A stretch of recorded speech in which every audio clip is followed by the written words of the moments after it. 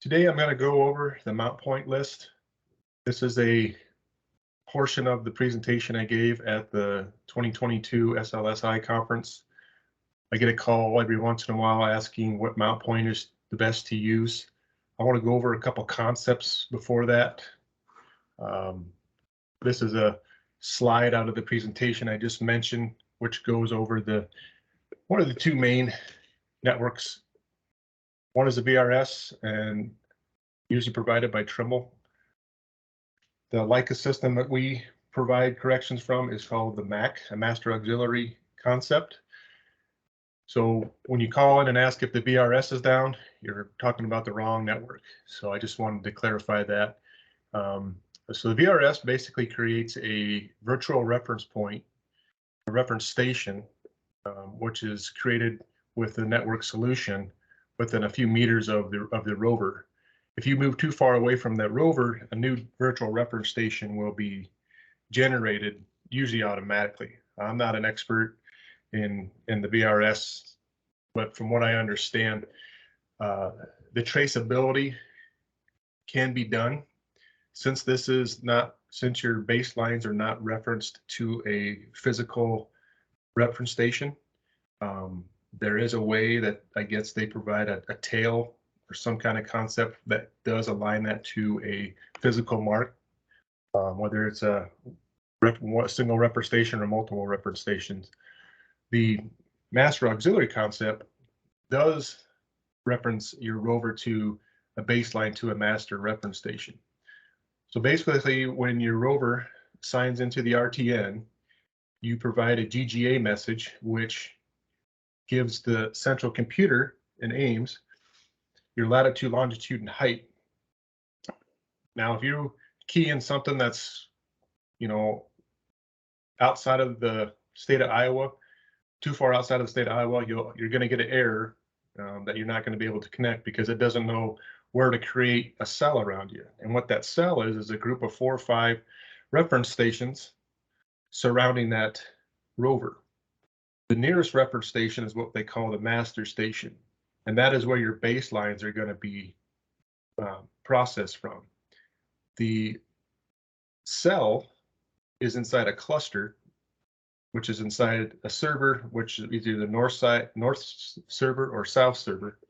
The cluster on the network end will resolve the integer ambiguities to a common level. So if you were to move from one reference station to another, or the master station goes down, you'd automatically be able to switch to another reference station in your cell and not lose your accuracy, because all of the reference stations are brought down to the same level. What happens is on a MAC solution, you have 2 different methods of getting the data to you. You have a MAC solution and an IMAC solution. They both start out the same way, where the cell is created around the rover. The integer ambiguity is solved on the network end at both levels, and then the uncorrected data is sent to the rover in a MAC solution. So the rover has more control over how it processes the data. So all the raw observations are sent to the rover for the rover to process. The IMAC solution is set up for older models of rovers.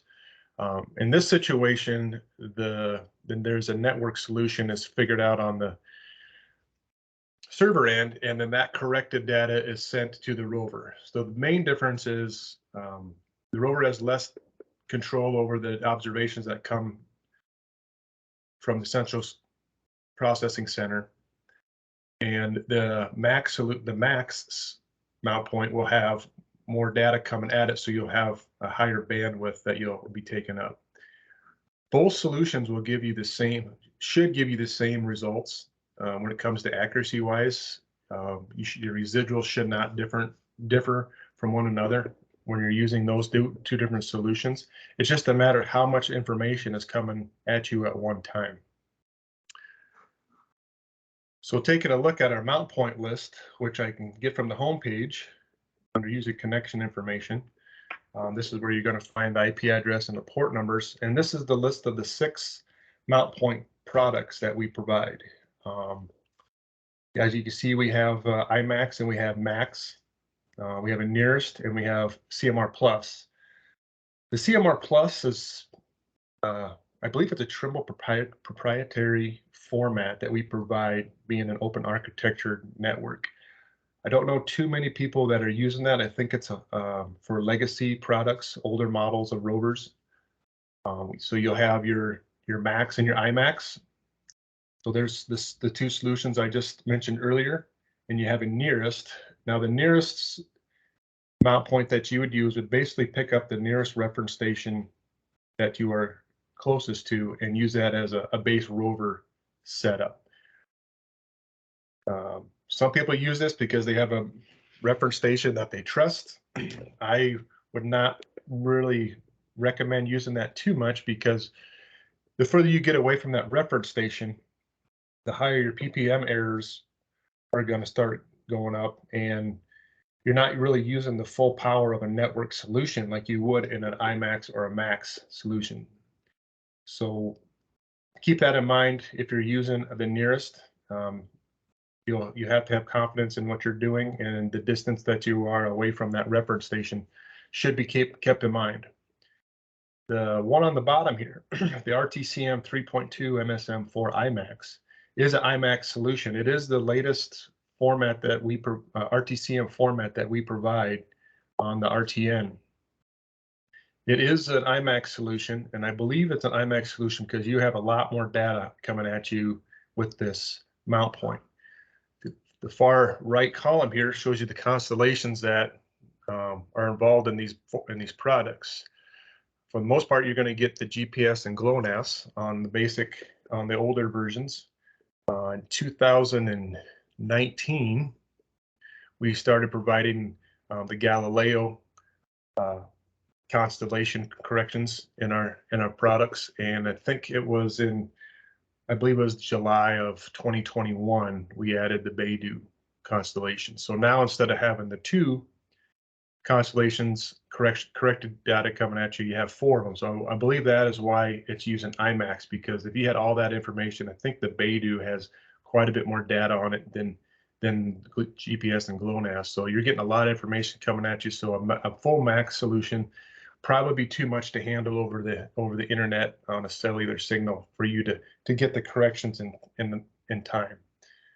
Latency needs to be under 2 seconds. For the most part, this happens around half of a second for all this information to get collected at the central processor and corrected and sent out to the rover. So it happens pretty quick. So, and that needs to happen. Your data stream needs to be strong and it needs to be constant. So if you're in an area of poor cell phone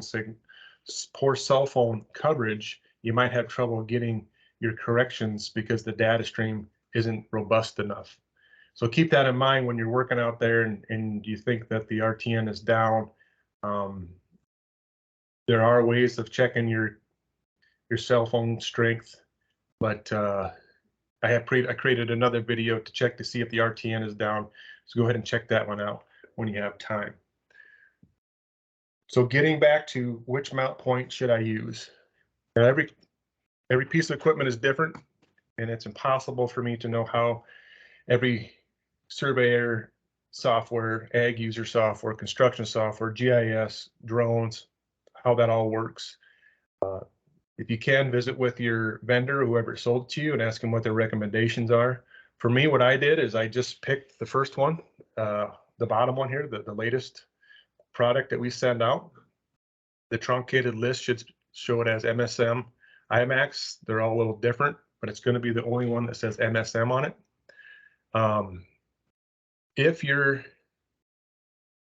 antenna has the Galileo and Beidou unlocked along with the standard GPS and GLONASS, if you have those unlocked, this mount point is the only one that we provide with all 4 constellations. So that's the one you're going to want to use. If you only have GPS and GLONASS or just GPS unlocked, this should still work. Your rover will just pretty much ignore the Galileo and Beidou corrections coming into it. So Keep that in mind with if you have a newer receiver, this is the one you're probably going to want to use, or at least start out with. So what I would do is I would fire up your equipment into open sky, maybe get on a control point that you are familiar with. You don't have to necessarily shoot it if you don't want to, but turn it on and let it sit there in a fixed mode for 5 minutes, and kind of watch how the residuals on your screen fluctuate.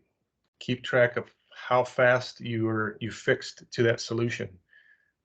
Watch how those go up and down, and then go through and do that for the other, the other two. Like I said, I would stick with the RTCM Max or IMAX and see which one works best with your equipment. The other thing you do, if you have the capability of the 4 constellations, try to get under canopy and see which one works better for you, and with the same manner. But that's how I would start out with that mount point selection. I believe you can do this on ag equipment. I'm not familiar too much with ag equipment where the settings are, but for the most part, you're going to want to use the IMAX or the Max solution, just depending on how your cell phone coverage is. The cell phone coverage is the weakest link of the network. If you don't have a good data stream, you're going to have a hard time staying fixed and staying connected.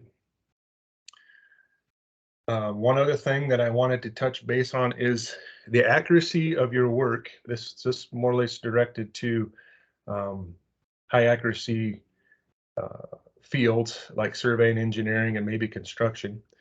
The accuracy of your work is all on the rover's end. I'm not saying the RTN is foolproof and we don't have troubles, but if you have a certain accuracy that you're trying to reach, you need to take the precautions of planning your day, figuring out how long you want to occupy that point, whether you're going to do it for 1 second, 5 seconds, 180 seconds, or 300 seconds. However you want to determine your accuracy is all on your end. If you are having troubles with checking into a control point, please let me know. I have a few calls that come in saying the elevations are off. But as soon as I ask, how did you determine your control, I don't get any feedback. So I'm here to help you out. If you're having troubles with accuracy, feel free to give me a call. Let me know your procedure for setting up your control and establishing your project site. And then we can dig a little deeper to see if there might be something wrong on our end or your end. But keep track of your information, and I hope this was helpful. Again, if you have any questions, my preferred method is phone call. So give me a call. You can find my information on the RTN homepage. Take a look at the other YouTube playlists that are available under a link here for more information on the tools that are available to you. Thank you for your time.